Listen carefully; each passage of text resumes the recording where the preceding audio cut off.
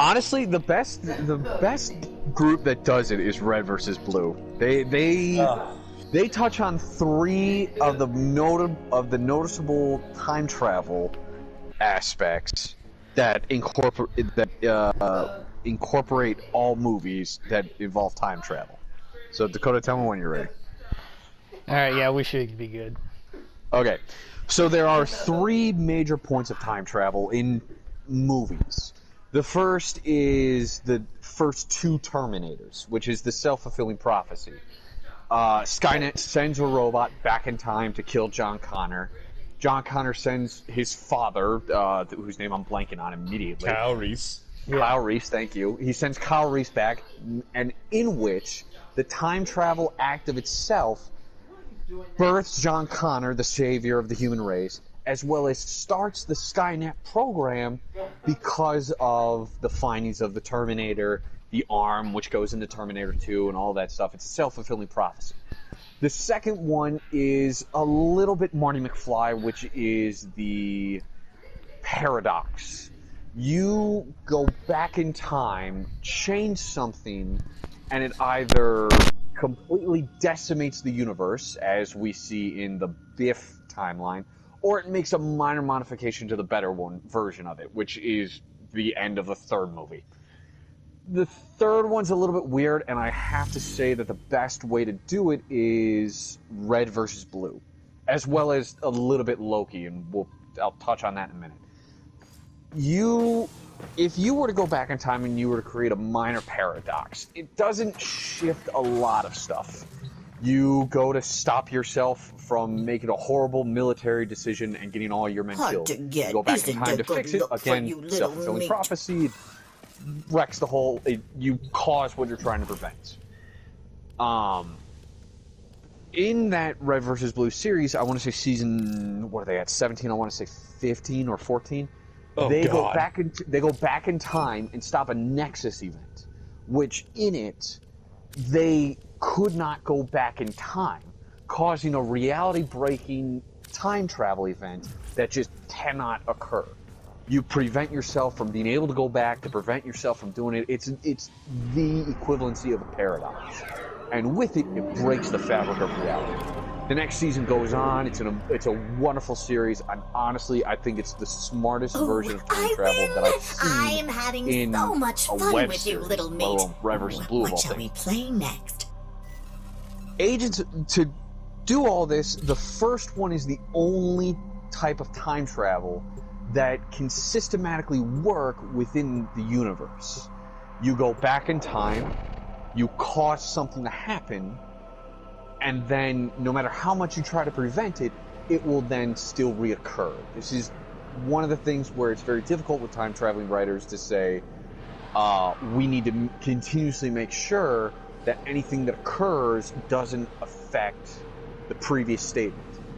It's a lot harder when you're doing that as a later season. You just had to go all the way back just to go like, this one thing that you never noticed that was kind of just, we accepted it. It's because we travel back in time to make sure that it did happen. Instead, you want to do something more of like Harry Potter and The Prisoner of Azkaban. You're still within a set time frame, best case of 24 hours, so that you can kind of just retroactively write the effects of the people who are traveling back in time. It's part of the same plot. You don't need to worry about it 5 books later, and you're all set. This is also something that you can do with 2 parts with the first wave. So we're still in, for the rest of this conversation, up until Loki, I'm going to be talking about the self-fulfilling prophecy, or something that I like to call the loaded prophecy. Now, as I've been saying, the self-fulfilling prophecy is something that you continuously see when you go back in time and can't prevent it. However, Agents of S.H.I.E.L.D. did a very excellent way of making this a self-fulfilled prophecy using a seer, somebody who can see in the future. Now, you can name 100 different TV shows and other things that occur to where somebody talks about a prophecy, they see the prophecy, and they either know it verbatim, or they know it like partially. Fitz, I'm sorry, in Agents of S.H.I.E.L.D., is told that these are the things that are going to be happening. Because Daisy Johnson gets touched by an Inhuman, she gets to see the future all the way up until somebody's dead. Now, a couple of these aren't very clear. She sees Agent Coulson shooting her, she sees her kicking some butt, and then she sees her and the other Inhuman that just touched her die. Not sure which one it is, but that's what it is. Now, they take steps to try and stop this from occurring. It doesn't. It happens exactly as you would expect, and they, in retrospect, activate the self-fulfilling prophecy. They try to get May to do the training. She ends up getting taken out due to spoilers, and Daisy Johnson, aka Quake, has to go back in time and heal her. Fitz, however, explains it where they're all going like, we're all trying to stop it, we're trying to get away from it. Fitz says that time travel is on a four-dimensional plane. We can't perceive time, we just kind of experience it. That's not to say that there isn't free will, your decisions are still your own, they're not like predominated unless a writer is all going to sun and say, I'm going to do something completely out of my character, because that's just how I'm feeling today. That is the case of no free will, which is a load of bullshit. The negation! You have broken their ranks. Exactly. It's not me, it's the writer's fault! Oh, love that bit. Anywho, that bit is very accurate. Like, in order to show an ample example, he says, unfortunately I can't show anything on the four-dimensional plane. So let's say we're on the two-dimensional plane. And he takes a stack of printer papers and draws a black line on the side of it. As a 2D, he picks up one piece of paper, he says, this is what we see. We see this black line, and that is time. It is what is occurring to us in that moment. We cannot perceive the 3D effect, so we can't see the set course that time has already taken on it. It's just how it is. This leads to a lot of cases with free will, bunch of other stuff, but in my mind, it goes to what I like to call the loaded prophecy. Now, the loaded prophecy is exactly what you can do with somebody who is a seer. They touch somebody, they see the future, and they say, you're going to shoot Daisy, or you're going to die, you're going to see this in a bunch of snow and stuff. In which case, you're now able to make a slight modification of time. You see Coulson shooting Daisy. Well, did you see the bullet's impact anywhere? Did you just see him pointing the gun at you? Did he fire it off? In which case, you can take certain steps. You can get into the same environment, have him point the gun close to you, and shoot to the left or right. You can fill your gun with blanks. You can do a number of many things. Shoot at a mirror, so that it's not actually shooting at you, but is loading that prophecy. You're preventing something that could be terrible, but making a modification. However, in the stream of the timeline with this seer, they're still fulfilling that time travel prerequisite. Does that make sense? Yep. Now, I know I've just loaded a lot. Subcategory A with or it's time traveling 1, 2, and 3, all with the subcategory of A and B. Loki does a very excellent point of this you have remembered well by making A with C, the paradox in of itself. Now, huge spoiler alerts for the Loki season finale if we're putting this up early, or if somebody's looking back at this way later. Go watch it. Watch the entire Marvel Cinematic Universe, other than the TV shows. Yeah, not 10 years down the road where all the shit's already happened. I know, but this is a huge spoiler for the later stuff, and we'll see how much of a culture phenomenon it gets to. The Marvel Cinematic Universe, yeah, that cultural phenomenon. So anyway, spoiler alert going here. The Marvel mobile app universe. Yeah. It all went downhill after Endgame. Yeah. No, it all went down after Thanos started doing the Fortnite dances. All of a sudden, Fortnite became Ready Player One, and that's when it all went downhill. Yeah, I still need to watch that movie. So, Loki does an excellent thing of where the main bad guy, Immortus, right? This version is Immortus, yes. Immortus, thank you. I want to make sure I was getting the name right. Immortus is an all-knowing, all-seeing entity who can witness their time. He says, I've already seen this play out 1,000 times, and blah, blah, blah. I do want to make a small sidebar. No, they never say the name Immortus, but No, that they is don't. who this character is clearly intended to be. Whether or not that's the chosen name down the line or whatnot, no, it's clearly Immortus, or at least that version of Kang. He's wearing the same outfit that version does in the comic. Sort of, but yeah. So he has the very interesting aspect of being able to see outside of time. He's in that void and can see the, what is it called? The holy timeline? The true timeline? Sacred timeline. Thank you. So stupid. Anywho, he's able to witness that yeah. That Madonna. And he's able to witness this kind of sacred timeline and see everything as it plays out, beginning to end. But time is weird in his perspective because it's on he's seen it on a 4D plane. He just witnesses as it exists. Now, the whole backstory, which is awesome, of different dimensions and different timelines all finding a way to travel and then fight each other because they're going back on their branches and kind of just getting to where they are to this giant fight, to then controlling the monster that the two Lokis be, which is why these two are very specific and why they, amongst all of the variants in the entire multiverse, could possibly stop or enter this Nexus event. It's happening not because he's forcing it to or because he's commanding it to, but because he's witnessed it. He has this sense of God complex because he has managed to become the victor over all of his other entities, to be able to say, I am God. I see all, I control all, and I make sure nothing else is happening. Well, if he was so powerful in that, there wouldn't even be a TVA. There wouldn't be a possibility of anybody branching out. So instead, he is just witnessing that fourth dimension and becomes that entity that it is. However, what the Lokis cause Mobius and the Hunter, I forget her name, to be able to do, which is cause the branches to go out of control. He himself cannot control it, and he doesn't know what's going to happen after. He just knows the speech that he is going to be giving to the two Lokis. Option A, you kill me, and another version of me takes my place, in which case, haha, this is all for naught. Or B, you two take my place, keep this timeline going, and do what it is.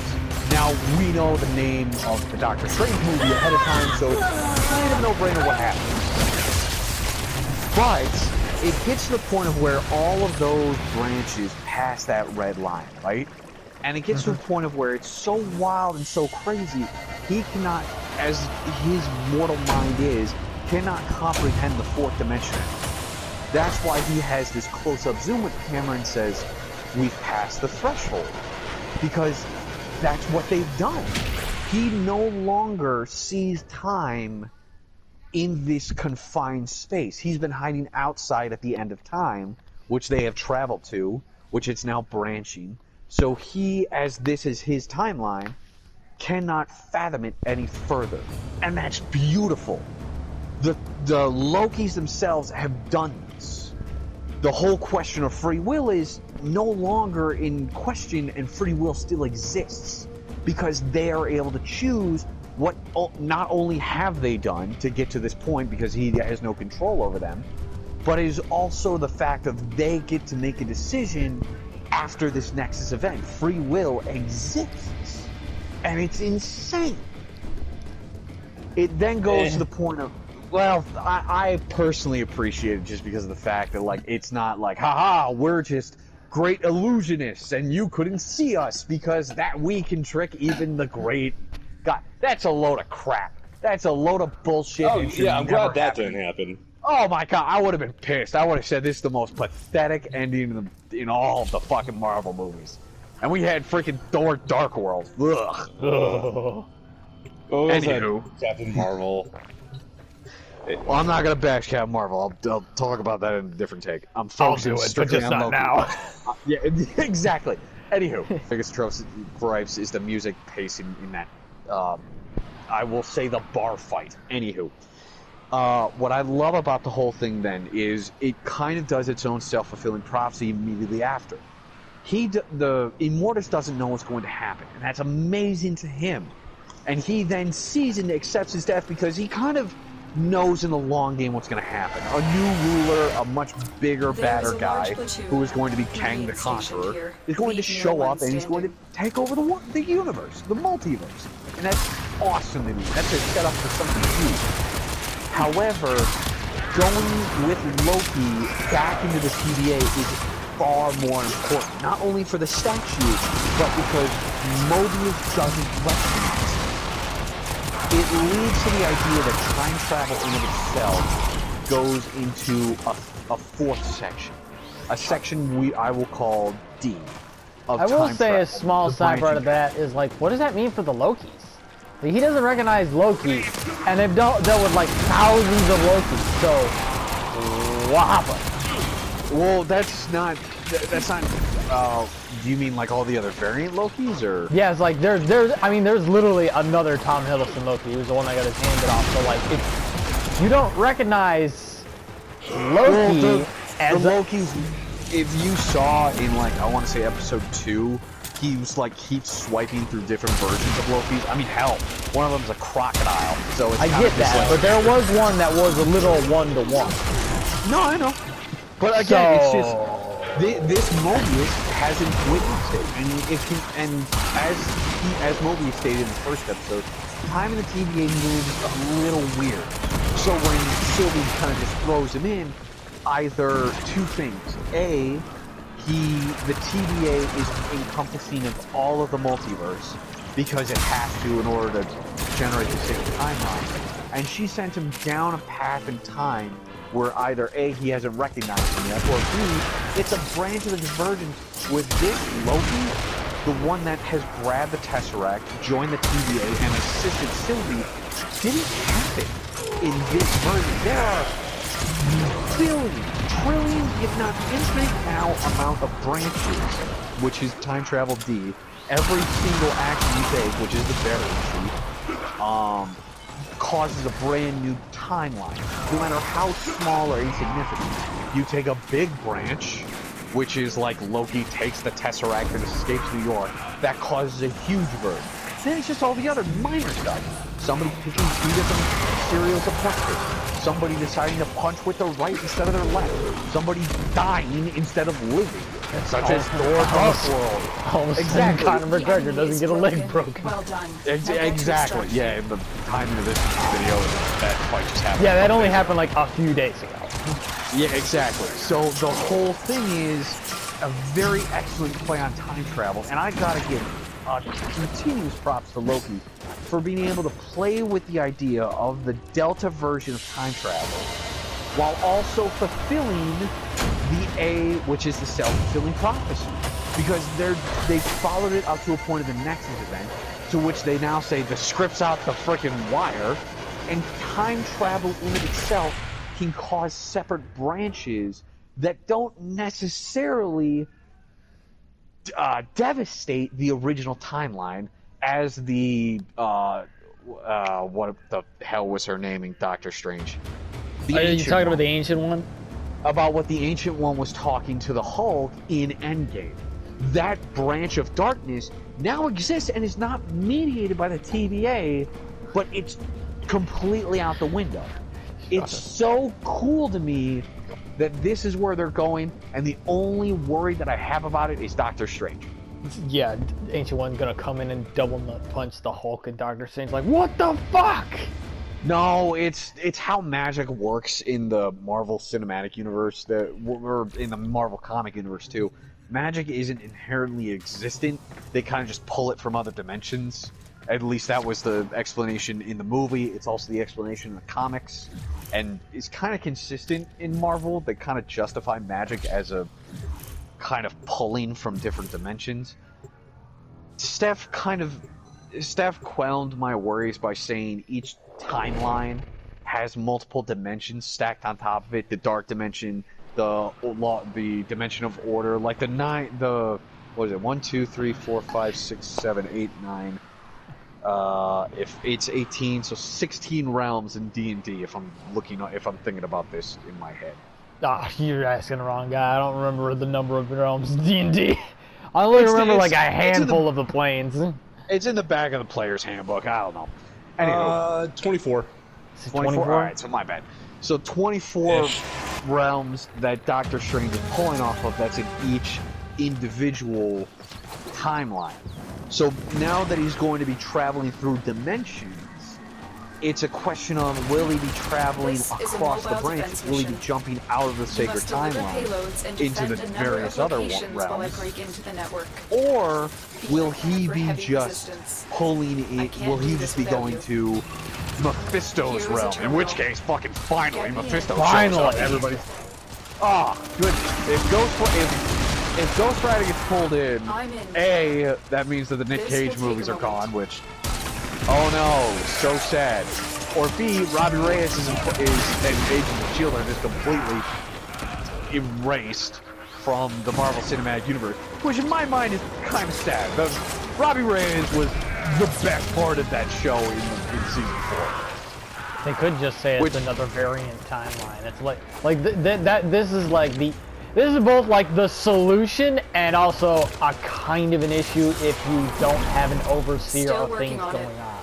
Or to quote the how it should have ended for Endgame. That's not how time travel works. That is not how time travel works. And I'm loving the new version that they're doing for Loki. I'm so hyped to see what Marvel is going to be doing next with their stage 4. The only thing is like now that they've kind of into making an old version because they can't figure out how to keep going. Well, I mean all stories end eventually. Yeah, every great thing comes to an end. Or at least it should. I'm looking at you, Terminator. Proceed and prepare. Yeah, after the second movie. Yeah, literally should never have continued. I like Terminator, but It should have been ad-free. Yeah. Alright, that's my whole rant. Dakota, flip it, we're good to go. Alright, sweet. How long